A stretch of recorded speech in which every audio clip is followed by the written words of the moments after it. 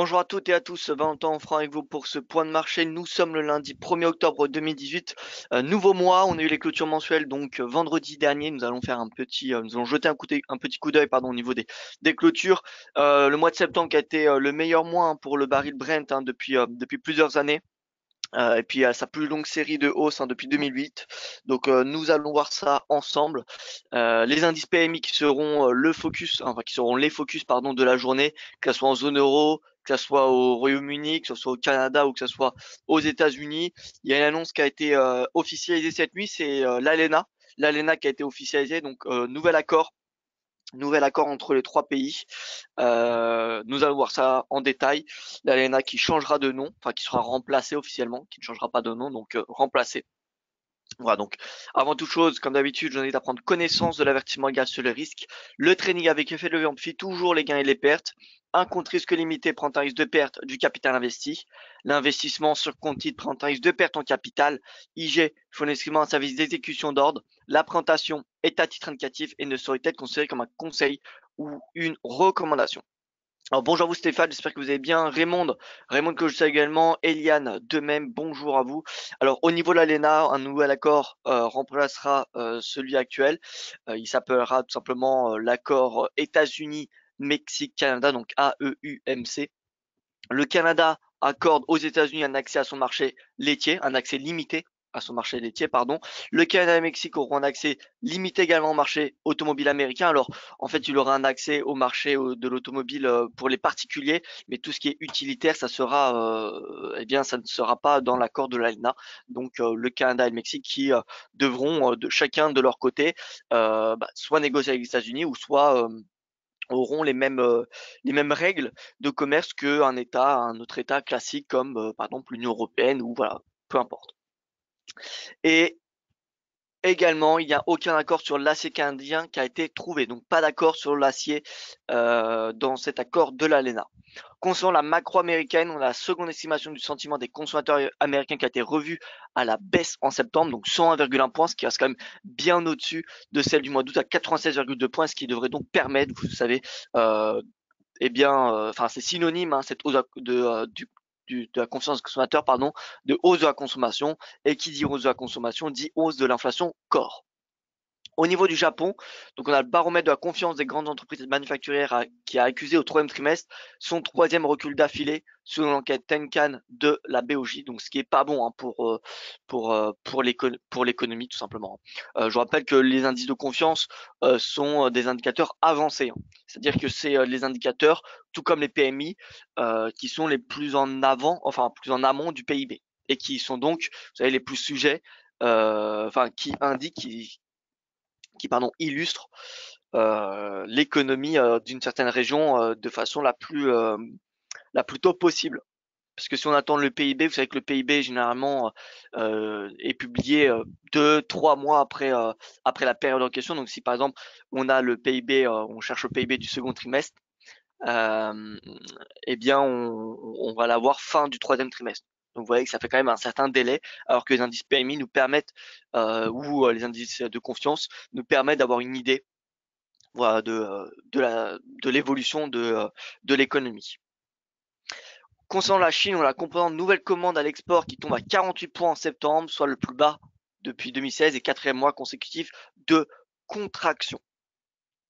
Concernant Tesla, donc dans le cas de ces tweets faux et trompeurs, on a la SEC, le régulateur américain, qui a annoncé qu'Elon Musk va quitter la présidence de Tesla tout en conservant celui du directeur général donc d'ici 45 jours. Et on a le fondateur et Tesla qui devront chacun verser une amende de 20 millions de dollars. Et donc le pétrole, comme je vous l'ai dit, on a le Brent qui a réalisé en septembre sa meilleure performance mensuelle depuis décembre 2016, plus 6,85% et sa cinquième progression trimestrielle consécutive, soit la plus longue série de hausses depuis celle qui avait mené au point haut de 2008.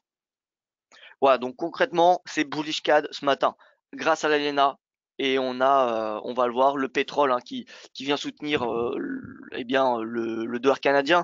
On a l'économie canadienne qui se porte de façon excellente. Je dirais pas, si on devait comparer à l'économie américaine, disons que le Canada fait aussi bien. Il y a juste un petit point négatif par rapport aux États-Unis, c'est le taux de chômage. Le taux de chômage au Canada n'est pas encore au plein emploi. Il est aux alentours des 5 et quelques, 5%, alors que le taux de chômage, on estime qu'il est, enfin, on estime que le marché est en plein emploi lorsqu'il est en dessous de 5%. Comme vous le savez, les États-Unis, c'est 3,3, il me semble, non, 3,8%, quelque chose comme cela. Donc voilà, on a un taux de chômage qui est un petit peu moins bon au Canada, mais ça reste quand même des excellents chiffres macroéconomiques. Et puisque, vous savez, la principale zone d'ombre, principale source d'incertitude de la Banque du Canada, c'était ce fameux accord de l'AENA, maintenant qui a été conclu, ça devrait éclaircir un petit peu le paysage à moyen long terme de la situation macroéconomique au Canada. Et donc la Banque du Canada devrait, enfin, ça devrait permettre à la BOC d'accélérer ce rythme de hausse des taux, réduire le différentiel entre le 2 ans ou même enfin les rendements de manière générale entre les rendements canadiens et américains, et c'est donc enfin bearish USD CAD, bullish CAD face à n'importe quelle devise. Bon, en tout cas, c'est ma perspective sur du moyen terme vu qu'on a l'ANA qui a été conclue.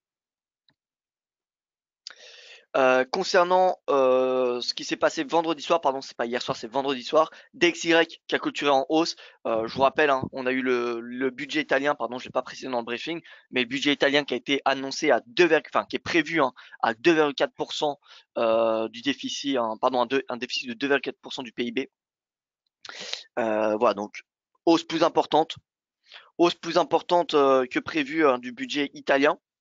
Le marché qui s'attendait à 1,6, ou en tout cas dans cet horizon-là, puisqu'on avait le ministre de l'économie qui voilà avait comment dire envisagé ce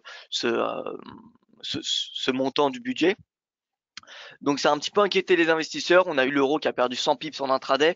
Bon, il n'a pas clôturé 100 pips plus bas. Il a beaucoup rebondi en fin de journée. Il faut savoir que voilà, il y a un indicateur, enfin quelque chose qu'il faut savoir dans le marché, c'est la disparité. Disparity, j'utilise de plus en plus dans mes points de marché. Voilà, mais vous savez, le disparité, tous les excès hein, se font corriger, et surtout les excès en intraday. Donc tout ce qui est disparité, quand il y a une réaction anormale, émotionnelle, ça se fait corriger rapidement. Et voilà, on a finalement c'est comme ça qu'on rentre dans des points d'entrée avec des points d'entrée assez bas. Généralement, lorsqu'on a cette réaction émotionnelle, enfin les investisseurs enfin qui connaissent très très bien les marchés se positionnent justement beaucoup plus bas. Enfin voilà, attendre finalement l'excès pour se positionner, puisqu'ils savent que l'excès se fait corriger. Donc l'euro dollar, on est venu presque toucher les 1,15 il me semble. En tout cas, on n'était pas loin, et finalement on a clôturé bien au-dessus. Voilà, donc ça pouvait inquiéter un petit peu les investisseurs, hein. Ça faisait un petit peu une surfroide d'un vendredi. Je me rappelle lorsqu'on regardait les marchés, hein, le MIB qui perdait 3%. Voilà, donc c'est un petit peu inquiétant, mais voilà, on voit très bien que la situation s'est redressée en fin de journée, ce qui montre bien que voilà, on a beau dire que le budget italien c'est le focus ces derniers temps, ce n'est pas ce facteur-là qui devrait créer un crack hein, sur les marchés boursiers. Voilà, donc DXY a rebondi puisqu'on a eu une vente de l'euro vendredi. Dow Jones qui a clôturé en légère hausse, le S&P à l'équilibre, le Nasdaq 100 en légère baisse. Donc on peut voir que la tendance a été mitigée à Wall Street. Globalement, on n'a pas vraiment eu de tendance, hein. Dow Jones plus 0,07. Bon, on peut pas vraiment dire qu'on a une progression. Et à l'inverse, Nasdaq moins 0,03. On peut pas dire qu'on a eu une vraie baisse. Donc c'était à l'équilibre les marchés actions américains. Ce matin, on a le rendement du 10 ans américain qui est en hausse, qui prend 3 points de base, plus 3,07%, enfin 3,07% le 10 ans. Donc je vous rappelle, hausse du rendement, ça veut dire vente du marché obligataire, et qui donc dit appétit pour le risque. Le yen qui est en baisse de 0,22% ce matin, le yen index. Le gold, pareil. On a le Nikkei, le Shanghai alors le Shanghai, pardon. Shanghai c'est fermé, hein. C'est fermé aujourd'hui, donc il n'y a pas de, oubliez le 1,06%. Les bourses bourse chinoise qui est fermée toute la semaine pour la semaine d'or. Voilà, c'est une semaine fériée en Chine.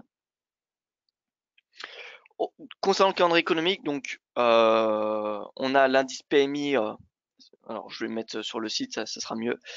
Voilà, calendrier économique. Donc PMI suisse à 9h30. Alors, où sont ceux de la zone euro? Ça doit être dans faible. Voilà, donc faible, indice PMI de la zone euro. Alors pourquoi ils sont faibles? Parce que c'est des indices finaux, hein. C'est pas l'indice flash, et c'est l'indice flash le plus important. Voilà, plus on est dans des anticipations et plus l'annonce est importante. On pourrait croire que c'est l'indice final qui est le plus important, qui est la source de volatilité la plus importante, alors que ce n'est pas le cas. Finalement, l'estimation finale, c'est une révision de quelques points généralement. C'est pas, il n'y aura pas une disparité très importante entre l'estimation et la deuxième ou celle finale. Voilà, donc c'est pour ça qu'elle est classifiée en faible, parce que ça ne devrait pas être non plus source de volatilité. Mais donc 9h55, vous voyez entre 9h et 10h des indices PMI, que ce soit en Suisse ou en zone euro. À 10h30, nous aurons le indice PMI manufacturier euh, du Royaume-Uni. Alors ce que nous avons aujourd'hui, c'est des indices PMI manufacturiers, attention. C'est pas du service, c'est pas du composite, c'est bien manufacturier. Pareil aux États-Unis, 16h, indice ISM, pardon, indice ISM manufacturier, alors que le matin c'était PMI Market. Donc Market c'est une agence, ISM c'est une agence aussi. C'est une différente. Et ensuite, donc vous voyez là aux États-Unis, 15h45 le PMI Market, 16h l'indice ISM, qui est l'équivalent du PMI, sauf que c'est de l'agence ISM et non pas de Market. Et Canada, pareil, hein, 15h30, indice PMI. Donc voilà, vraiment, aujourd'hui, c'est les indices PMI qui seront publiés tout au long de la journée. Alors bonjour à vous, Yadji, bonjour à tous. Bonjour à tous ceux qui nous rejoignent. Donc on voit ce matin, c'est bullish CAD, hein, canadien, dollar canadien qui surperforme de loin le marché. Donc c'est aussi Canada. Comme je vous l'ai dit, on a l'accord de l'AENA qui devrait, voilà, ça devrait éclaircir les perspectives à moyen long terme de la Banque du Canada. La situation macroéconomique est très bonne, hein, au Canada. C'est l'une des meilleures parmi les majeures. C'est peut-être même la meilleure finalement. C'est peut-être la meilleure parce que ce qui inquiète un petit peu concernant celle aux États-Unis, eh bien, c'est finalement vous savez, le fameux spread entre le 2 ans et le 10 ans américain. C'est fameux aplatissement de courbe des taux. La courbe des taux, elle est, elle est pas plate, mais elle s'aplatit de plus en plus. Alors, il y a un petit rebond depuis le début du mois. Voilà, on a une détente, on a une repentification de cette courbe des taux, mais voilà, elle est relativement proche, elle est en dessous des 30 points de base, c'est-à-dire qu'entre le rendement du 2 ans et le rendement du 10 ans américain, il n'y a que seulement 30 points de base, ce qui n'est pas beaucoup. Alors qu'au Canada, ce n'est pas du tout la même chose, on a une courbe des taux qui est vraiment quantifiée, et ça, c'est bon pour l'économie. C'est bon pour l'économie, c'est-à-dire que le marché est bien davantage confiant sur les perspectives à court terme qu'à long terme. Et lorsqu'on a davantage confiance sur la perspective à long terme qu'à court terme, là, il y a quelque chose qui ne va pas. Parce que généralement, plus on investit sur du long terme et plus c'est risqué.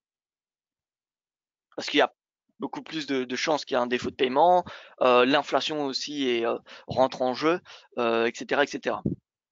Donc voilà, en général et normalement dans la situation normale, les rendements à court terme sont plus faibles, ont un rendement moins élevé que les rendements à long terme. Or, aux États-Unis, ça commence, vous voyez, la balance commence à s'équilibrer. Et ça, en général, alors 9 fois sur les 11 dernières où il y a eu un inversement justement de ces rendements, donc c'est-à-dire que le 2 ans avait un taux de rendement plus élevé que le 10 ans, 9 fois sur les 11 dernières, ça avait précédé une récession américaine. Voilà, donc là, nous y sommes pas encore. Voilà, cette fameuse courbe des taux, vous voyez, on est à 24 points de base entre le rendement du 10 ans et le rendement du 2 ans. Si on devait mettre sur tous, vous voyez, 2006. Tac, alors je vais me mettre à 0.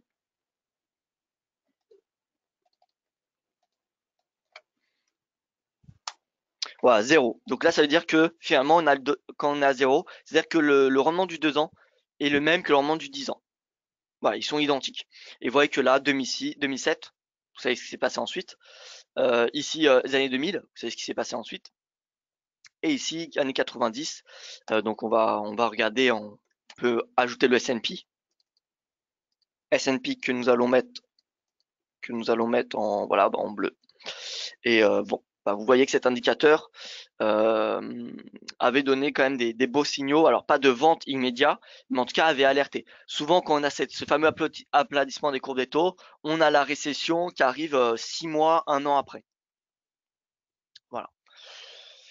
Donc cette courbe des taux est à surveiller et c'est un petit peu ça en fait qui inquiète les marchés et dont la Fed fait de plus en plus attention. Alors elle le communique pas, elle le communique quelques fois dans des via ses gouverneurs qui répondent à des questions des journalistes, mais voilà, forcément elle ne va pas inquiéter le marché. Ça ne va pas dire que c'est inquiétant qu'il y ait cette courbe des taux qui s'aplatit. C'est pas son, voilà, elle ne devrait pas porter un ton, comment dire, inquiétant sur cet aplacement des courbes des taux, parce que ça aggraverait la situation. Ouais, donc cette courbe des taux, à l'inverse de celle du Canada, regardez 10 ans, donc là on est sur le 10 ans US. Si on met 10 ans Canada, 2 ans Canada, vous voyez qu'on est, alors on est bas, mais on n'est pas du tout à zéro. Donc voilà, il n'y a pas de, disons que le risque d'aplatissement est moindre, et en plus de toute façon, voilà, l'aplatissement de la courbe des taux de Banque du Canada n'aura pas autant d'impact que si c'est les Américains. Donc voilà. Et donc pourquoi je suis haussier dollar canadien? Déjà parce qu'on a le Brent qui est haussier. Donc, comme vous le savez, là on a le CAD Index. CAD Index, on va se mettre sur du journalier. Regardez CAD Index. Voilà, c'est bullish, hein. Là on avait le chandelier 28, donc vendredi.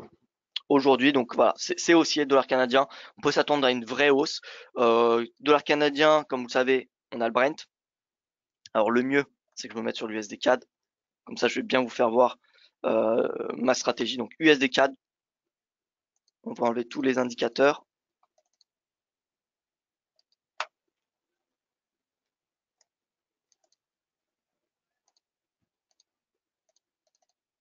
Voilà, pourquoi je suis baissier USD CAD? Déjà parce qu'on a le Brent qui augmente.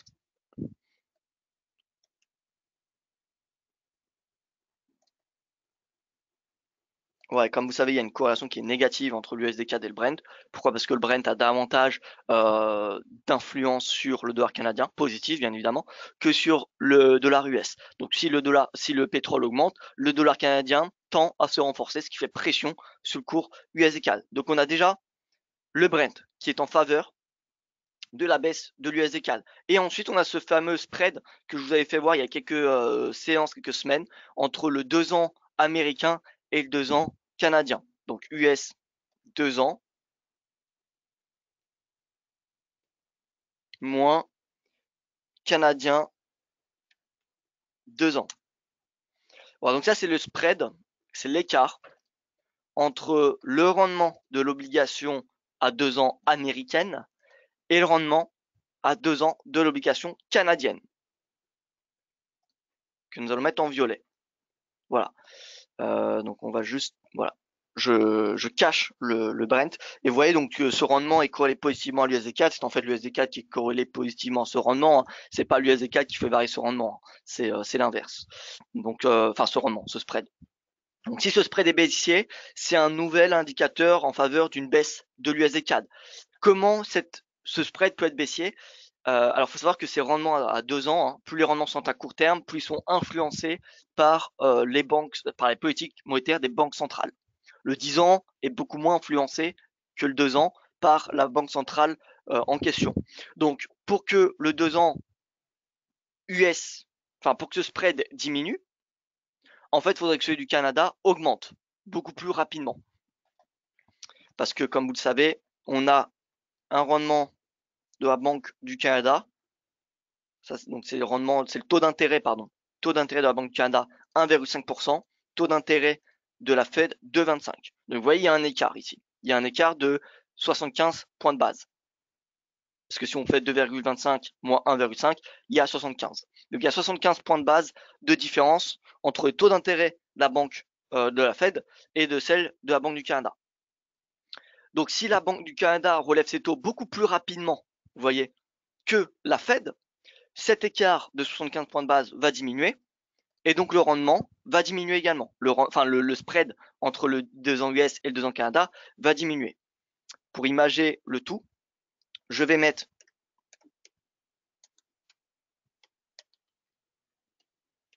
donc là nous avons le 2 ans américain, d'accord? Et on va on va afficher le 2 ans canadien. Comme ça va être voilà, très Voilà, donc là, on n'est pas en pourcentage, on est vraiment en comparaison. Donc le 2 ans canadien qui est en rouge et le 2 ans de la Fed, enfin le 2 ans, pardon, le 2 ans de l'obligation américaine qui est en chandelier. Comme je vous l'ai dit, ces rendements plus sont à court terme, donc 2 ans c'est du court terme, hein, et plus sont influencés par les taux d'intérêt des banques centrales. Donc si la Banque centrale canadienne augmente ses taux, accélère son rythme de hausse des taux, on pourra s'attendre à un Canadien qui va tendre vers le 2 ans US, en fait qui va se rapprocher. Et cette distance-là, c'est ce fameux spread que je vous ai fait voir juste auparavant. Donc la Fed, on sait qu'elle va augmenter ses taux, mais que voilà, d'ici 2020, elle prévoit un taux, 2020 ou 2021, elle prévoit un taux à 3,25%, alors que la Banque du Canada, voilà, elle n'est qu'au début de son durcissement de la politique monétaire. Donc cet écart devrait rapidement diminuer. Donc Brent en hausse, pression sur les ECAD, le spread 2 ans US, 2 ans canadien qui devrait baisser, c'est également baissier pour l'USD CAD. Donc voilà. Et d'un point de vue macroéconomique, il n'y a rien pour le moment qu'empêche la Banque du Canada d'augmenter son rythme de hausse des taux. Ce qui a empêché la Banque du Canada d'augmenter ses hausses des taux, c'était les perspectives assez mitigées en raison des négociations de l'ALENA. Mais maintenant que c'est fait, l'USD CAD, voilà, vous savez, il devrait tendre vers 1,27, 29. Donc ça, c'est le premier objectif. C'est cette zone de support. C'est le bas du canal en fait. Où est ce canal? Eh bien, on va chercher le bas. On va chercher le bas du canal. Vous voyez le gap baissier ici. Gap baissier. Alors, on a presque un signal. Alors, c'est compliqué de rentrer à la vente à ce niveau de prix, je vous l'avoue. Donc, on a un spread, un gap, pardon. Gap, en plus, c'est un niveau de support assez important. Donc, pourquoi pas passer à la vente maintenant et mettre vous voyez, un stop au-dessus du gap. Donc, en clair, voilà, un stop d'environ 75 pips par rapport au prix actuel pour viser le bas du canal. Donc, 190 avec 200 pips, ça se joue. Vous voyez le S2 mensuel, ouais, ça fait un ratio escalonnement entre 2 et 3, ce qui est plutôt pas mal. Si on rentre actuellement et qu'on met un stop au-dessus du gap.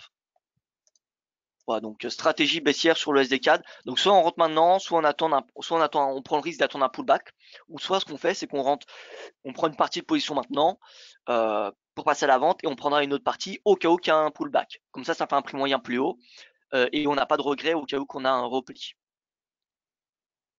Et on n'a pas de regret au cas où il n'y en a pas, comme ça on est déjà à la vente. Donc voilà, c'est possible de scinder la position en deux, prendre une position maintenant et attendre un pullback pour entrer également à la vente.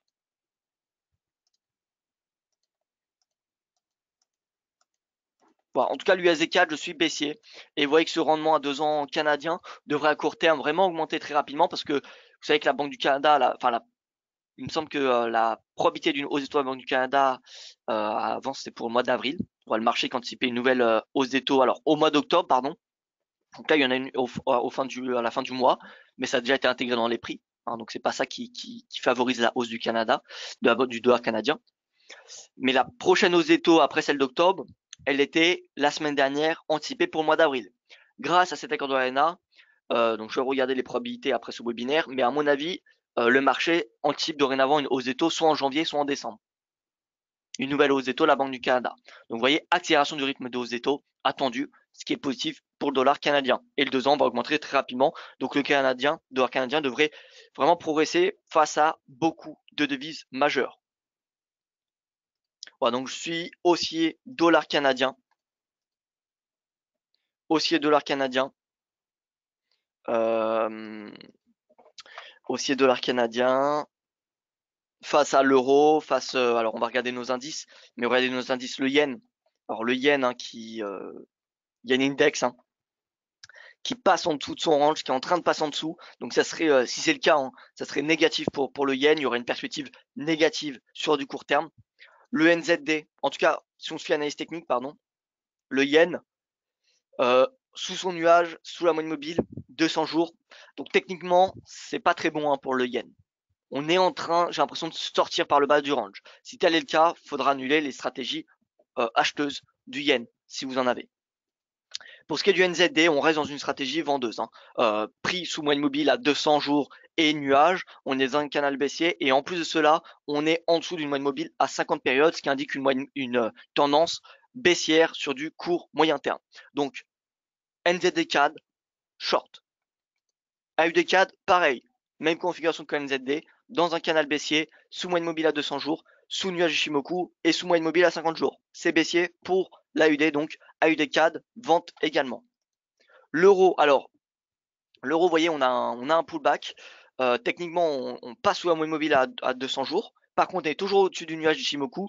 On a un RSI qui, vous voyez, s'approche d'une oblique. Donc, l'euro, je resterai prudent. Je ne suis pas baissier. Maintenant, je pense qu'il va, voilà, en raison du budget italien, je pense que l'euro va sous-performer lors des prochaines séances. Mais en aucun cas, je shorterai l'euro. En tout cas, pas avec cette configuration technique. L'euro index, bien qu'il repasse sous la moyenne mobile à 200 jours, on a quand même le prix au-dessus de son nuage. Et si on même regarde là, si on regarde pardon, la lagging span, on est au-dessus du nuage également. Voilà. Le GBP, alors lagging span sous le nuage. Donc vous voyez que là le GBP index il est mitigé parce que dans le même temps, le prix il est au-dessus du nuage, mais il est en dessous de la moyenne mobile à 200 jours. Et la lagging span est toujours en dessous du nuage. Si on a le breakout du prix au-dessus de sa moyenne mobile et la lagging span au-dessus du nuage, là, ça serait extrêmement bullish pour le GBP. Je reste OK sur le GBP, même si, voilà, lors des prochaines séances, prochaines semaines, à mon avis, il restera volatile. Enfin, en fait, sa volatilité devrait augmenter à mesure qu'on approche de la deadline des négociations du Brexit. Je rappelle, on a un prochain sommet qui est, il me semble, le 16 octobre, un prochain Conseil européen. S'il n'y a pas d'accord qui est trouvé le 16 octobre, il y aura un sommet spécialement pour le Brexit en novembre. Voilà, donc ça devient assez tendu pour le Brexit, même si voilà, on n'a jamais eu un moment de répit. Je pense que à mesure qu'il y aura ces incertitudes sur un accord, la volatilité devrait augmenter sur la livre sterling. Donc c'est pas forcément la meilleure devise à vendre, pas du tout même, puisqu'on voit qu'on a une configuration qui s'améliore. Hein. Si on regarde il y a un mois on était où? Il y a un mois on était ici, où on était en dessous de l'oblique, en dessous de la moyenne mobile à 50 jours, en dessous du nuage, en dessous de la moyenne mobile à 200 jours, ce qui n'est plus le cas actuellement.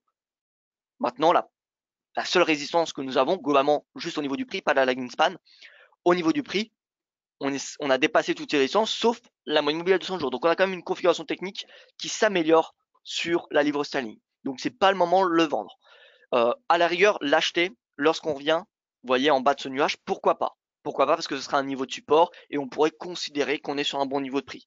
Mais donc voilà, pour le moment, je resterai prudent. Honnêtement, le CAD, c'est la devise, je pense, à acheter à court et moyen terme. Le franc suisse, vous voyez, se replie très fortement. On a eu en même temps une très importante hausse depuis le mois de mai en raison des incertitudes en Italie. On a techniquement eu une divergence baissière. On était revenu à un plus haut, vous voyez, on était revenu ici, donc plus haut depuis février 2016. Ce qui était assez important, c'est normal qu'on a une phase de repli. Là, on revient sur support. Le prix est dans une tendance haussière, techniquement, hein. Prix au-dessus de la moyenne mobile à 50 jours, à 200 jours, prix au-dessus du nuage, et enfin la lagging span qui est au-dessus également du nuage Ishimoku. Donc là, en fait, ce qu'on peut chercher, c'est des seuils de retracement. Donc, comme vous savez, 38, 50%. Plus le momentum est bullish, enfin, plus le momentum est important, moins le retracement l'est. Donc, c'est-à-dire que si on a une pente très importante d'une tendance, eh bien, faut pas s'attendre à un retracement de 60%. Vous voyez, 38%, voilà, c'est raisonnable. Donc là, on a quand même une pente qui est quand même assez importante. Hein, pour savoir la vitesse d'une pente, vous avez un RSI, vous avez les indicateurs de momentum. D'accord? Donc, indicateur de momentum quand même très important. Il est venu jusqu'à 82, donc c'est voilà, un momentum extrêmement bullish. Donc, faut pas s'attendre non plus à un retour, à une correction de 60%. Donc, 38, vous voyez, en fait, à la base, au nuage Ishimoku, ça serait un niveau de prix à s'intéresser pour passer long. Enfin, l'USD. Alors, l'USD, vous voyez toujours cet USD index équipondéré. Hein, nous ne sommes pas sur le DXY. Donc, dollar index équipondéré, momentum baissier, prix en consolidation, consolide au-dessus de son nuage, lagging span pareil. Vous voyez qu'on n'a pas vraiment de tendance sur l'USD. Maintenant, si on regarde le DXY, sur le DXY, il est revenu en haut de son nuage, enfin au-dessus de son nuage, pardon, la lagging span qui a rebondi également au-dessus. On est au-dessus de la moyenne mobile à 50 jours, donc en fait on repasse dans une configuration bullish. Maintenant, moi personnellement, après c'est vraiment personnel, je donne beaucoup plus d'importance à ce dollar index. Donc c'est vraiment avec celui-ci que moi enfin, que je construis ma perspective du dollar sur du moyen terme, puisque en fait le DXY, c'est simplement l'euro-dollar inversé. Ça, c'est 57% d'euros, le DXY. Donc voilà, personnellement, je préfère ce dollar index. Alors, il n'est pas tradable, mais je préfère pour avoir une perspective comment dire, de moyen long terme. Donc moi, personnellement, tant que ce dollar index reste en dessous de cette oblique, qui, je vous rappelle, c'est la borne haute du canal baissier dans lequel le dollar évolue depuis 2016, vous voyez, et bien tant qu'il reste dans ce canal et même en dessous de cette borne, je reste baissier sur du moyen long terme. Donc voilà, tout retour à l'oblique, je chercherai à vendre le dollar face à une devise, comme par exemple actuellement le dollar canadien. Le dollar canadien me semble être la meilleure devise à acheter. Il faut profiter de ce momentum bullish. Donc voilà, comme je l'ai dit, le dollar canadien s'achète contre l'AUD, contre le NZD, surtout. Voilà. Le dollar également, dollar US. Donc on va voir ça ensemble. Ensuite, je ferai un tour sur les paires majeures, les indices, les commodities. Donc, AUD-CAD. AUD-CAD, c'est bearish. Hein. AUD-CAD, le voici. Alors, on va se mettre sur du hebdomadaire déjà pour avoir une configuration de long terme. Alors, je vais enlever les bandes de Bollinger. On enlève les bandes de Bollinger. On va mettre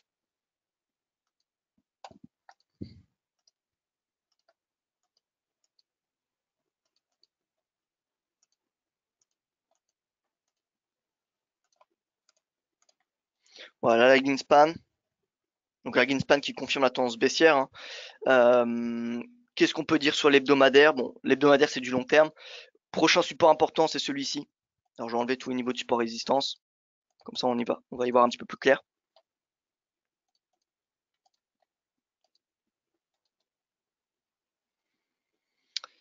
Donc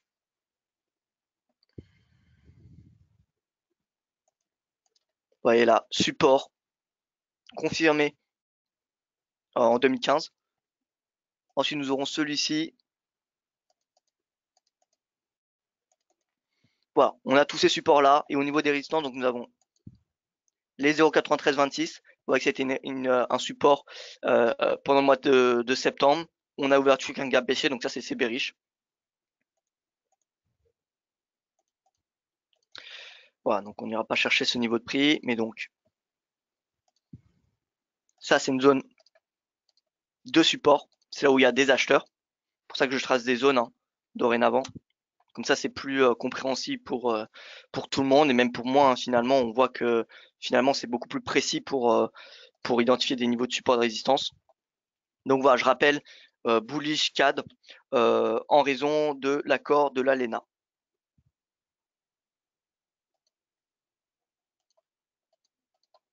Accord de l'ALENA, ça devrait permettre à la Banque du Canada d'accélérer sa rythme de hausse des taux parce que les banques centrales ont tout d'intérêt à remonter leurs taux rapidement.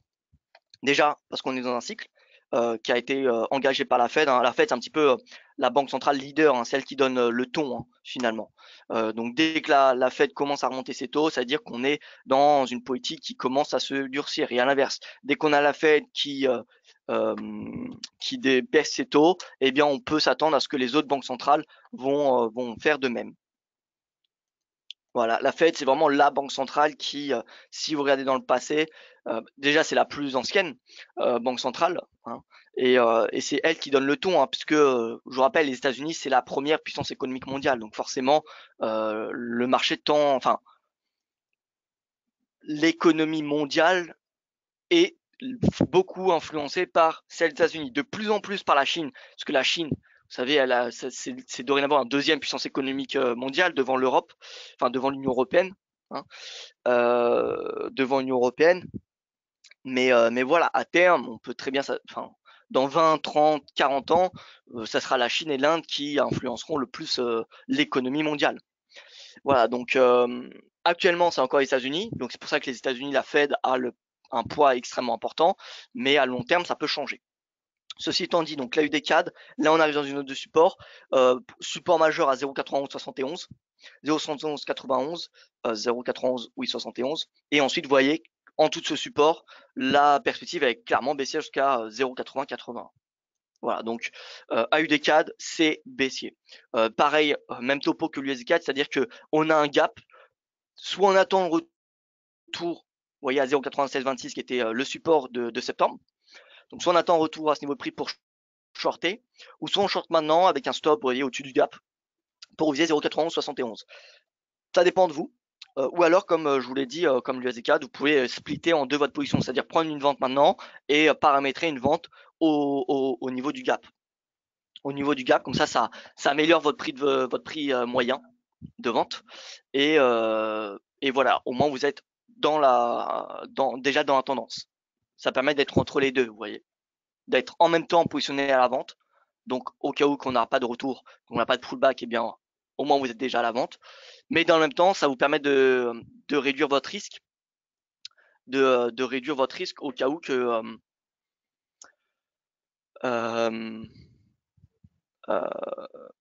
au cas où qu'on n'a pas le pullback. Voilà. Donc, si vous, par exemple, vous prenez un lot à la vente maintenant, vous en aurez pas deux. À noter que un pullback, c'est signe de faiblesse dans une tendance. Si vous n'avez pas de pullback, c'est-à-dire que le momentum est extrêmement baissé, c'est-à-dire que finalement les acheteurs ne sont pas du tout présents. Donc, dans une tendance, moyen de pullback, enfin après un breakout, moyen de pullback, mieux c'est. Maintenant, c'est pas parce qu'il y a un pullback qu'on va avoir forcément un renversement de la tendance. Donc voilà, AUD-CAD, baissier, NZD-CAD, même topo. Voilà, au lieu de shorter que l'AUD-CAD, vous pouvez très bien splitter votre position, encore une fois ici, pour, encore une fois, on revient à la même chose, hein, mais c'est pour diminuer votre risque. Pour diminuer votre risque, vous pouvez, comment dire,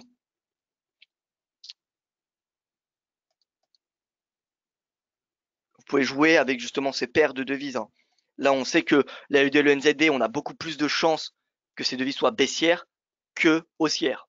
Je pense techniquement, on est tous d'accord que l'AUD et le NZD sont face à la plupart des devises majeures, voire même toutes, hein, eh bien elles sont baissières.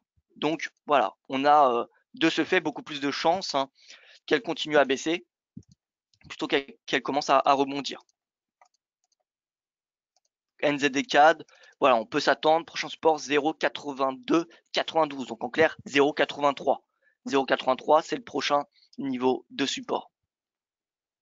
Et ensuite, si on a le breakout, on ira chercher 0,79, enfin 0,80. Vous voyez ici, c'est 0,80. Donc voilà.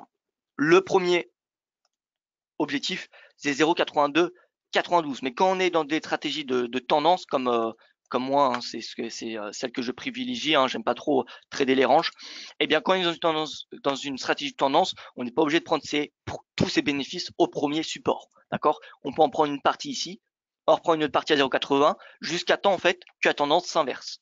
Donc NZCAD, le premier objectif c'est 0,82, 92, mais si on passe en dessous, enfin, si on arrive à ce niveau de prix, on peut prendre une partie des bénéfices pour voilà clôturer, c'est bien psychologiquement d'encaisser des gains, mais on peut laisser courir une autre partie. Ouais, c'est très important de laisser courir les gains. C'est très très important. Vous l'avez beaucoup entendu, mais vraiment c'est si vous arrivez psychologiquement à laisser courir les gains, vous allez faire beaucoup plus de gains que de pertes. Ça semble bête dit comme ça, mais c'est vrai.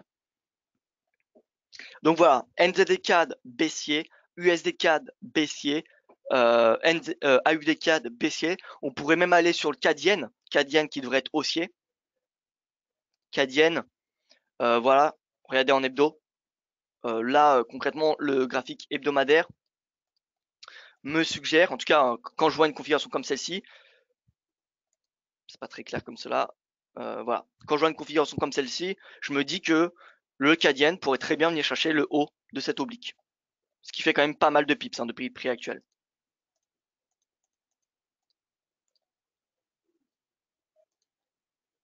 Alors, je regarde les questions. Pouvez-vous répéter le premier objectif de l'USD-CAD? Alors, l'USD-CAD, c'est le bas du canal. Je vais y revenir dans un tout petit instant. Voilà, donc.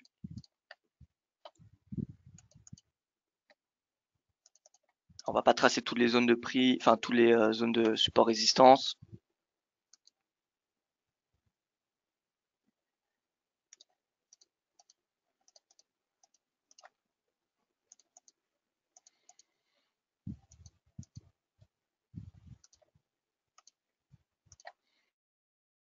Je vais pas retracer les zones en bleu, je le ferai de mon côté parce que ça prend un petit peu de temps.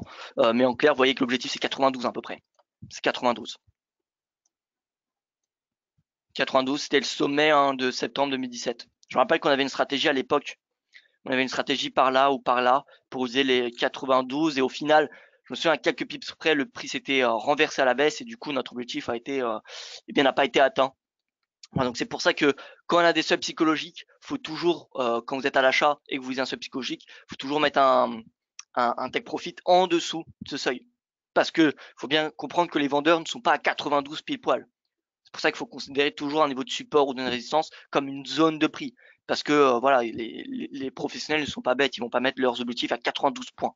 Ils vont le mettre légèrement en dessous ou légèrement au-dessus, ça dépend le sens de leur position, s'ils sont acheteurs ou vendeurs. Mais donc voilà, si vous visez 92, ne mettez pas votre take profit à 92, mettez-le, vous voyez, même en dessous du récent sommet. Là, il y a 91,64, mettez-le à 91,50. Comme ça, vous savez que vous n'allez pas vous faire, que le cours va pas se renverser bêtement juste en dessous de votre objectif.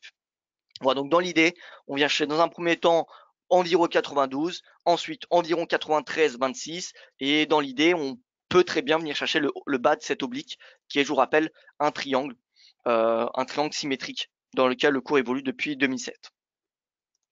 Voilà, je fais un tour sur les paires majeures, mais en clair, l'euro-dollar sauvegarde toujours les 1,15. Donc tant qu'on est au-dessus d'un 15, je vous rappelle, moi je suis bullish, même si voilà, on a le breakout en bas de le breakout en dessous de ce canal. Voilà, c'est 1,15, c'est le seuil à pas dépasser. Et si on revient, vous voyez, à 1,1550, en fait, on revient au prix il y a 2 semaines, hein, concrètement, eh bien, il faudrait s'intéresser aux positions acheteuses. Encore une fois, moi, ce que je surveille avant tout sur l'euro-dollar, c'est cet USD index. Et tant que cet USD index est sous pression, l'euro-dollar a une perspective haussière. Voilà, donc l'euro-dollar n'a pas encore abdiqué, bien que, vous voyez qu'on a eu ce budget italien, la baisse également vendredi, mais vous voyez qu'elle est contenue hein, finalement. Et là, le support le plus bas de ce budget de vendredi, c'était un rebond qu'il y a eu en fin de journée, eh bien c'est un niveau de support à court terme. Donc en fait, 1,1570 à peu près, ça se paye hein, sur l'euro dollar. 1,1590, ça se paye pour viser le pivot mensuel, le pivot hebdomadaire. Vous voyez, ça c'est le premier objectif. Premier objectif, pivot hebdomadaire, pivot mensuel vers les 1,1650. L'USD yen et le GBP USD. USD yen 114, donc je pense que nous sommes tous d'accord maintenant pour que ça soit bullish. Il n'y a plus aucun doute. Plus aucun doute. Prix au-dessus de moyenne mobile à 20, au-dessus du nuage. Lagging span, pareil, bullish. Le stochastique qui est bullish. On inscrit un nouveau plus haut annuel. Voilà, je pense que l'USD yen, c'est voilà, c'est haussier pour l'USD yen, c'est même haussier pour les paires en yen. On voit que le yen, bon, sur l'indice, on n'a pas encore techniquement le signal de vente parce qu'on est toujours dans ce range et on n'a pas eu la clôture. Alors on est en train, vous voyez, on est en train de baisser. Donc voilà, mais bon, je pense que le yen dorénavant c'est baissier, hein. C'est baissier. Et enfin GBP USD, on est à 1,30, 1,3050, donc 1,30 c'est l'équivalent un peu des 1,15 hein, sur l'euro dollar. Voilà, cette moyenne mobile à 50 jours pourrait faire office de support, d'autant plus ça coïncide avec ce nuage. Mais voilà, regardez la lagging span, elle n'a pas dépassé son nuage. Donc en fait, on est mitigé un petit peu sur le GBP USD parce que le prix est au-dessus du nuage, mais la lagging span ne l'est pas. Donc voilà, c'est un petit peu compliqué pour le GBP USD. Donc avis plutôt neutre. Quand on est au-dessus des 1,30, on peut avoir encore une perspective haussière, mais voilà, en dessous des 1,30, c'est clairement une perspective baissière jusqu'à 1,2775. Et c'est possible qu'on a cherché ce niveau-là, parce que la livre sterling est de plus en plus sous pression, comme je vous l'ai dit, à mesure que la deadline des négociations du Brexit arrive. Le moindre titre aura un impact sur la livre sterling, alors que ce n'était pas forcément le cas auparavant. Au niveau des indices, donc on a eu les 3/4 d'heure, les 3 chandeliers 15 minutes qui ont été faits. Donc on devrait avoir l'idée d'un range intraday. Donc vous voyez le DAX, alors déjà le CAC 40 parce que c'est le plus important. Techniquement, je parle bien. Regardez le CAC 40. Ça c'est bullish, ce genre de chandelier. Alors c'est presque un marteau, sauf que normalement un marteau ça arrive en fin de tendance baissière et on a une mèche qui est au moins 2 fois plus grande que le chandelier, ce qui n'est pas forcément le cas ici. Mais en fait, ce genre de configuration où on a eu une forte baisse en intraday et ensuite finalement une clôture au-dessus de 50% de cette mèche, ça veut dire qu'on a eu un momentum extrêmement bullish en fin de séance. Parce qu'en fait, on a eu une pression vendeuse en début, et ensuite les acheteurs qui sont manifestés, qui ont fait avancer le prix jusque presque en haut, hein, en tout cas dans la première moitié du range intraday. Donc ça, c'est plutôt bullish. Et en plus, on a la clôture proche des 5500 points, alors légèrement en dessous, mais vous voyez, on est à 5500 points, on n'a pas eu un chandelier, on n'a pas eu une clôture dans le canal. Donc voilà, moi je reste haussier sur le CAC 40, je reste haussier sur le CAC 40, bien que le DAX, vous voyez, c'est pas du tout le même chandelier. Donc voilà, je pense qu'on a encore un peu de chance pour que le CAC progresse, que les indices européens progressent. Techniquement, on est à nouveau dans une tendance haussière, si je puis dire, même si voilà, ça ne se voit pas trop au niveau du prix. Le prix qui est au-dessus de immobilier à 20 jours, à 20, oui, 20, 50, 100 et surtout 200 séances. On a le prix au-dessus de son nuage et on a la Greenspan également.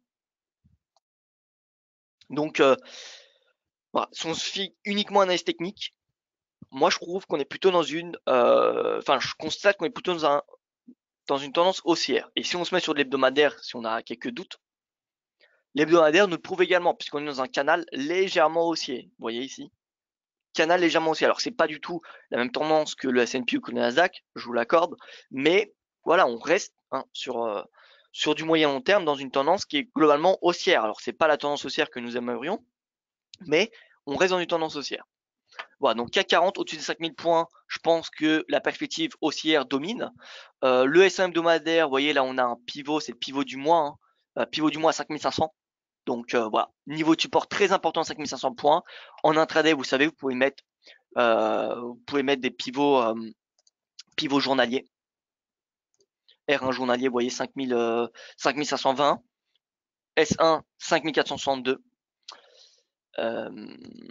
Voilà, et si on se met en 15 minutes, donc le range intraday, donc c'est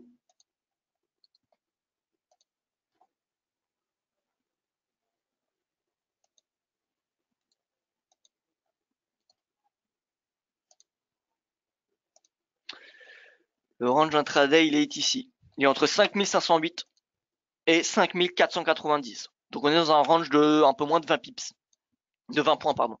Donc ce range, en fait, ça s'achète et se vend. C'est finalement là où il y a les day traders. Les day traders et même je dirais plutôt les scalpers.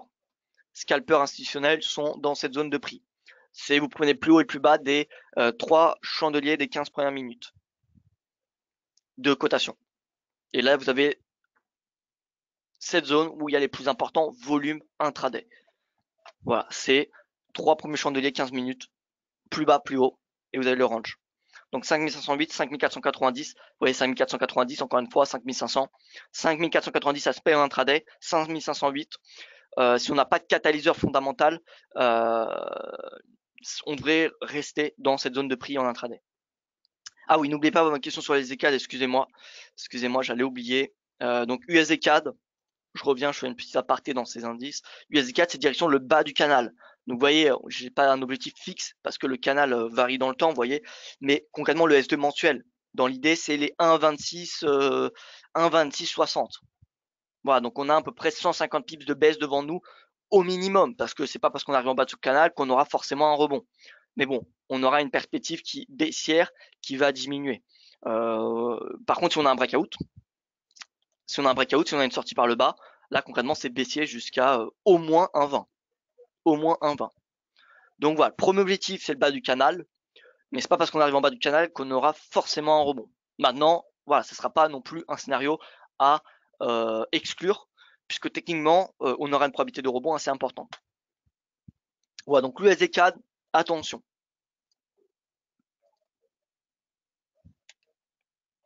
RSI, tac.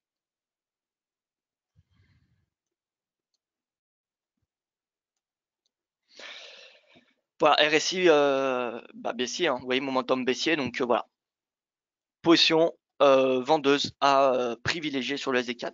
Donc au niveau du DAX, c'est un petit peu le même topo que le CAC 40, sauf que voilà, le DAX n'a pas clôturé au-dessus des fameux 12 300 points qui, on va dire, est globalement l'équivalent des 5 500 sur le CAC 40. Si on se met en 15 minutes, voilà, on a chandelier ici. Voilà, on a le range intraday.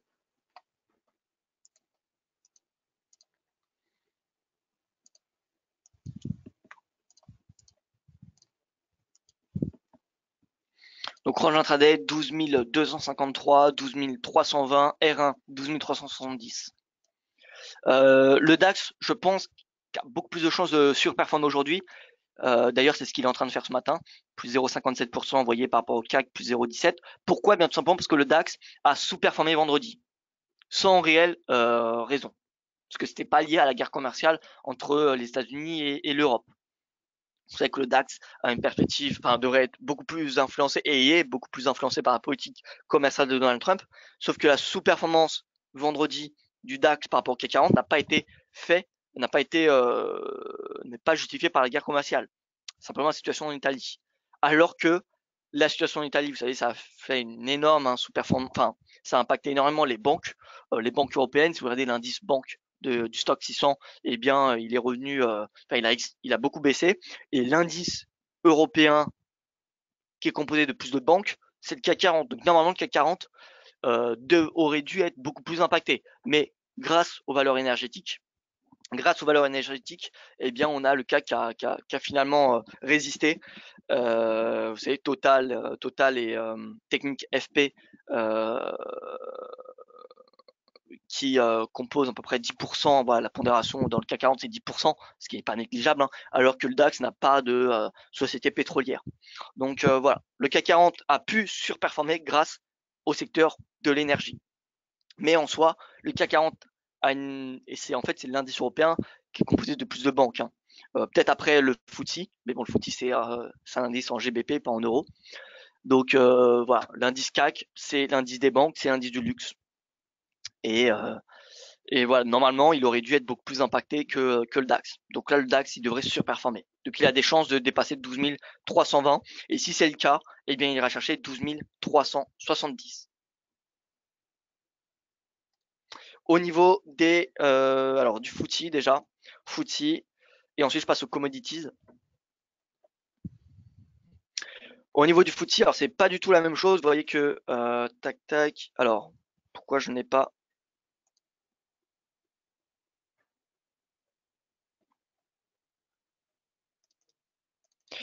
en même temps, j'ai mal configuré.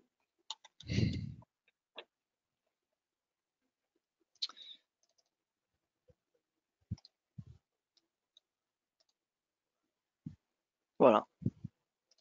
Donc j'avais mal configuré. Donc moi je cache, hein, je cache, les prix hors enfin hors cotation de la bourse. Donc je prends pas en compte les futurs, contrats futurs. Sinon vous n'avez pas de gap. Sinon vous n'avez pas de gap intraday et je trouve que les gaps d'un point de vue analyse technique c'est assez important. Donc voilà, c'est pour cela que je cache, hein, tout ce qui est overnight. Donc là on a eu un fort chandelier baissier, vous voyez ici, 7460 et résistance au pivot du jour à 7513. Pour ce qui est du Nasdaq ou de Wall Street, voilà, c'est buy the dip. Hein. Il n'y a pas d'autre mot à dire. Hein. C'est vraiment, on achète les replis. Il n'y a pas d'autre stratégie à faire sur les indices américains tant qu'ils sont haussiers. Et si vous êtes amateur d'analyse technique, et si vous fiez uniquement à l'analyse technique, parce qu'il y a la macroéconomie, enfin même la macroéconomie, hein, concrètement, elle est positive pour les marchés actions. Fondamentalement, il n'y a qu'un hic pour les marchés actions, c'est qu'on a une baisse de la liquidité mondiale. Vous savez que les banques centrales durcissent peu à peu leur politique monétaire. On a eu la Fed qui a commencé, ensuite on a eu la Banque du Canada, on a eu la BOE. Enfin la BOE pas pour les mêmes raisons, mais bon, on a quand même eu la BOE. Prochainement, ça devrait être normalement la BCE qui devrait engager son rythme, enfin c'est aux étaux. Il y a une hausse des taux qui est pricée intégralement dans les prix pour septembre de l'année prochaine. Voilà, donc concrètement, on est dans une phase où les banques centrales remontent leur taux. S'ils remontent leur taux et en plus de cela réduit leur bilan qui ont été comment dire, quel est le mot adéquat, pas générés, mais voilà, leurs bilans qui ont explosé par leur quantitative easing. Peut-être qu'exploser c'est un grand mot, mais si vous regardez les bilans des banques centrales, leurs bilans n'ont jamais été aussi élevés. Pourquoi? Bien parce qu'ils ont racheté des dettes, de la dette souveraine, de la dette corporate, à tour de bras, sans vraiment s'arrêter. Je vous rappelle le bilan de la BCE, c'est un peu plus de 20%, un peu plus de 20 40% du PIB de la zone euro. C'est plus de 4000 milliards d'euros qui sont détenus par la BCE. Ces 4000 milliards, c'est de la dette souveraine, donc la dette d'État. C'est de la dette également d'entreprises comme Total, BNP, pas BNP parce que voilà, la BCE ne peut pas acheter des titres financiers. Mais voilà, en cas, c'est des entreprises. N'importe quelle entreprise européenne, enfin surtout la zone euro qui émet des obligations, eh bien la BCE peut en acheter et on a probablement acheté. Donc voilà, on a ces dettes ces bilans qui sont réduits. La Fed qui a déjà commencé à réduire son bilan. Donc c'est baisse de la liquidité. Et si on a une baisse de la liquidité sur les marchés, on a un marché obligataire qui devient de plus en plus attractif puisque finalement les rendements augmentent. Donc plus les rendements augmentent et eh bien plus les marchés plus les investisseurs ont tendance à s'intéresser. Si on a un 10 ans, imaginez un 10 ans allemand qui est à 5%. Imaginez, hein, parce que ce n'est pas le cas du tout. Hein. Actuellement, le 10 ans allemand, il est à 0,31. Mais il devrait, enfin 0,31. Voilà, la moyenne, hein, c'est environ entre 0,30 et 0,50. Imaginez que dans 2, 3, 4, 5 ans, je ne dis pas que c'est possible, mais imaginez qu'il soit à 3, 4%. Eh bien, les marchés auront beaucoup plus envie d'acheter ce Bund, puisqu'il aura un rendement assez attractif, comparé à un marché action qui sera peut-être trop évalué. Voyez. Donc voilà, baisse de la liquidité, marché obligataire qui est finalement qui se réduit. Donc on a des rendements qui augmentent, ça marché obligataire qui en fait devient attractif, et donc un marché action qui potentiellement sera délaissé. Voilà, en tout cas c'est la tendance qui se profile à mesure que la liquidité globale, la liquidité mondiale se réduit. Plus la liquidité mondiale se réduit, plus on a le marché obligataire qui est sous pression, plus les rendements augmentent. Donc les investisseurs qui ont envie de rendement la plupart du temps, eh bien s'intéressent davantage au marché obligataire et donc vont délaisser le marché action. Voilà un petit peu la logique derrière. Donc à part cela, à part cette situation fondamentale, cette analyse fondamentale qui, comment dire, à terme, à long terme, pourrait faire pression sur les marchés actions, pour le moment, on n'a pas de signaux techniques qui sont baissiers. Et ce qu'on trade avant tout, je répète, c'est le prix. Donc moi, voilà, on a beau avoir l'analyse fondamentale, c'est bien pour voilà, se mettre dans un contexte, mais techniquement, pour moi, l'analyse technique prime avant tout. Je pense que c'est possible de trader sans analyse fondamentale, mais ce n'est pas possible de trader sans analyse technique. Vous voyez. Donc c'est pour ça que l'analyse technique, je donne beaucoup plus de poids enfin, les décisions se basent, je pense que pour tout le monde, hein, vous appelez Goldman Sachs ou vous appelez Valentin Offrand ou n'importe qui, l'analyse technique, c'est voilà, avant tout on traite le prix, non pas un PIB. Donc c'est pour ça que je donne beaucoup plus de, de poids à cette analyse technique, cette analyse du prix. Cette analyse du prix. Voilà, on va enlever le pivot mensuel juste rapidement. Et techniquement, qu'est-ce qu'on a? On a un prix au-dessus de sa moyenne mobile à 20, 50, 100, 200. On a un prix au-dessus de son nuage. On a la Greenspan au-dessus du nuage. Bon, là, on est sur le Nasdaq. Mais si on se met sur la S&P, eh bien, c'est pareil. Donc, voilà, honnêtement, pourquoi vendre? Pourquoi spéculer sur un effondrement des marchés actions américains? Eh bien, je ne vois pas vraiment, pardon, comment dire, les arguments à court terme, je dis bien. Je dis bien à court terme parce que voilà, comme je vous dis, à long terme, la baisse de la liquidité des banques centrales présente un risque baissier important pour le marché action. Mais maintenant, on voit le marché action, honnêtement, bon, c'est bullish. Donc voilà, buy the dip. Vous savez, c'est une phrase anglaise qui veut dire acheter les replis. Eh bien, voilà, moi je reste dans cette stratégie. Concrètement, suivre la tendance. La tendance est votre ami. Donc voilà. S&P, achat dès qu'on a un signal haussier. Donc ça peut être simplement un croisement, vous voyez, à la hausse d'une moyenne mobile. Si on se met avec une moyenne mobile à 20 jours, qui est une moyenne mobile à court terme, parce que voilà, la moyenne mobile à 50 n'a pas été testée depuis maintenant, vous voyez, depuis le mois de juillet. Donc si on attendait la moyenne mobile à 50, eh bien on aurait pu attendre longtemps ces derniers temps. Donc voilà, pour ceux qui sont un peu plus agressifs, pour ceux qui sont un peu plus à court terme, eh bien voilà, un croisement à la hausse de la moyenne mobile à 20 jours, ici, ici, ici, eh bien c'est des signaux acheteurs.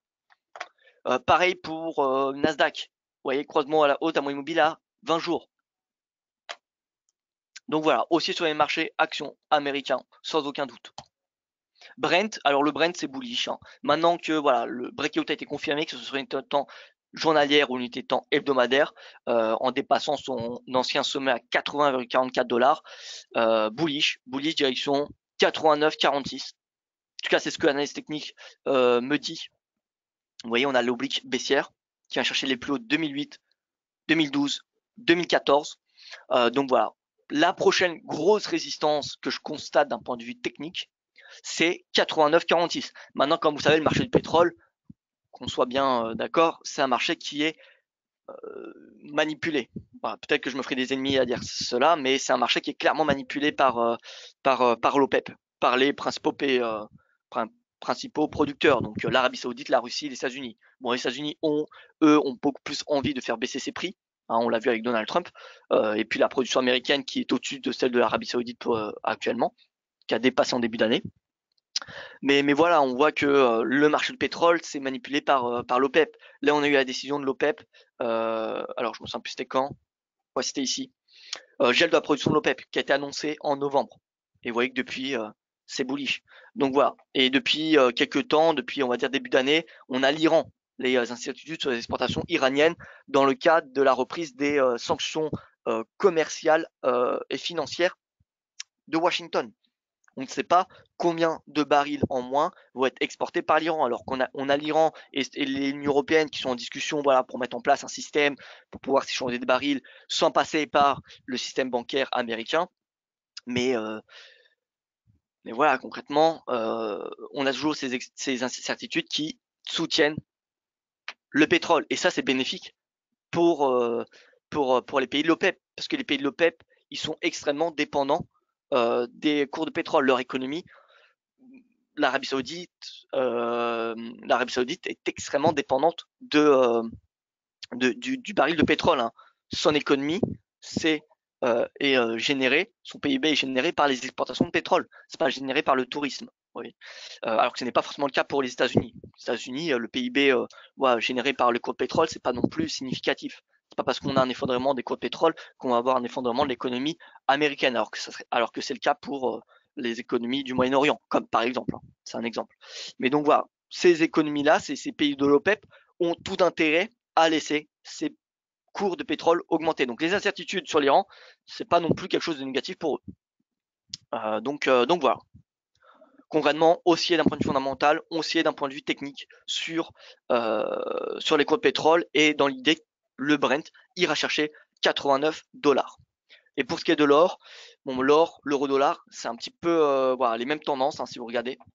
Donc moi, vous savez que au-dessus de 1,15 l'euro, je suis haussier, et surtout tant que le dollar index équipondéré est dans son canal baissier et même en haut de la borne baissière, et bien du coup je reste baissier sur le dollar à moyen long terme. Et si je suis baissier sur le dollar à moyen long terme, je suis haussier sur l'euro et sur l'or à moyen long terme. Voilà, maintenant je m'attends à ce que l'or quand même, s'il est haussier cet or, je m'attends à qu'il sous-performe l'euro. C'est-à-dire que sa tendance est haussière, mais beaucoup moins importante que l'euro. Pourquoi? Parce que le marché il est dans de l'appétit pour le risque, on le voit. On a le marché obligataire qui est vendu, on a le marché action qui est acheté. On a même le S&P futur cette nuit qui a inscrit un nouveau record à la suite de l'accord de l'AENA. Donc on a de l'appétit pour le risque, et si on a de l'appétit pour le risque, ça ne veut pas dire qu'on va avoir une baisse de l'or, parce que c'est avant tout l'or, il est influencé par le dollar, donc c'est vraiment si le dollar baisse, eh bien l'or sera bullish. Vous voyez? Mais si on a de l'appétit pour le risque, on va avoir une sous-performance de l'or par rapport à l'euro. Par contre, si on a le dollar qui baisse et qu'en plus on a de l'aversion pour le risque, alors on aura l'or qui va surperformer l'euro. Donc voilà, l'or il va être bullish, mais actuellement on a de l'appétit pour le risque, donc il devrait pas être non plus, ça devrait pas être non plus un bull market comme ça pourrait être le cas pour l'euro. Voilà, donc l'or, 1180 me semble un bon niveau de prix à acheter. Encore une fois, tant que ce dollar index est dans son canal baissier. Si demain ce dollar index sort par le haut, dans ce cas-là, il faudra invalider stratégie acheteuse sur le gold et sur l'euro. Mais pour le moment, ce n'est pas le cas. Donc, je reste baissé sur le dollar à moyen long terme et donc haussier sur l'or et l'euro à moyen long terme. Voilà tout pour ce point de marché. Je pense qu'on a fait un bon tour. Je vous remercie pour votre attention. Rendez-vous à 13h pour le point de marché spécial crypto-monnaie. Alors j'ai une question de Philippe. Bonjour, en gestion du risque, imaginons si vous aviez une perte importante par rapport au capital à gérer en valeur absolue, vous couperiez toute la position, ce qui elle augmente de 50%. Alors oui, de toute façon, je pense que dès le début, hein, c'est pour ça que la gestion du risque se fait dès le début, même avant l'ouverture d'un trade. C'est pour ça qu'un stop et une gestion de risque est toujours est même obligatoire, vous voyez. Donc pour moi, cette question ne se pose pas parce que alors imaginons si vous avez une perte importante, pour moi c'est inimaginable, mais par rapport au capital à gérer en valeur absolue, vous couperiez toute la position. Alors oui, je ne baserai pas ma réaction sur une potentielle évolution. Si j'ai une perte importante, faut la couper, faut la couper. Il n'y a pas d'autre chose à dire. Enfin, j'ai pas d'autres conseils à vous dire. Voilà, j'ai pas d'autres choses à vous dire. C'est pour ça que dès le début, hein, même avant l'ouverture d'un trade, il faut savoir où mettre votre stop ou votre take profit et du coup choisir la taille de votre position. 1% du capital, 2%, pas plus de 3% en tout cas sur une position. Acquérir le point crypto est à 13h. 13h pour s'inscrire, c'est très simple. Vous allez sur le site DailyFX et vous avez ici crypto analyse, s'inscrire. Vous voyez 13h heure française. Voilà donc pour ce point de marché. Merci pour votre attention comme d'habitude. Merci pour votre fidélité. Je vous souhaite une excellente journée pour ceux que je ne trouverai pas à 13h pour le webinaire spécial crypto. Je vous dirai donc à demain. Et pour ceux que je retrouverai au webinaire spécial crypto, eh bien écoutez, à tout à l'heure. À tout à l'heure et écoutez, bonne journée.